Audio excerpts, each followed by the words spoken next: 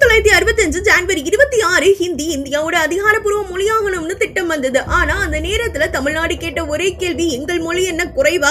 அந்த கேள்விதான் போராட்டமாவே மாறினுச்சுங்க. மாணவர்கள் எல்லோரும் தெருவுல இறங்குறாங்க, கல்லூரி வளாகங்கள் போர்க்களமாக மாறுது. தமிழ் வாழ்க, ஹிந்தி ஒழிக அப்படின்ற முழக்கம் முழு மாநிலத்தையும் குலுக்கியது. அந்த போராட்டத்துக்கு அரசியல் குரல் கொடுத்தது நம்ம அறிஞர் அண்ணா அவர்கள். மத்திய அரசு ஹிந்தியை முன்னிலைப்படுத்தணும்னு சொன்னப்போ தமிழ்நாடு ஒண்ணுதான் சொன்னுச்சு, இந்தியா ஒரு மொழி கொண்ட நாடு கிடையாது, பல மொழிகள் கொண்ட நாடுன்னு சொல்லி போராட்டத்தை வெடிக்குது.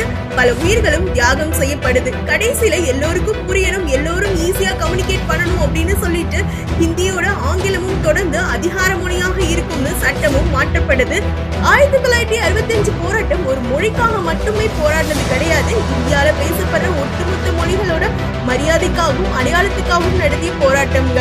ஒரு மாநிலம் குரல் கொடுத்தா ஒரு நாட்டோட கொள்கையை மாற்றியமைக்க முடியும்ன்றதுக்கு 1965 நடந்த போராட்டம் தான் ஒரு சாட்சி.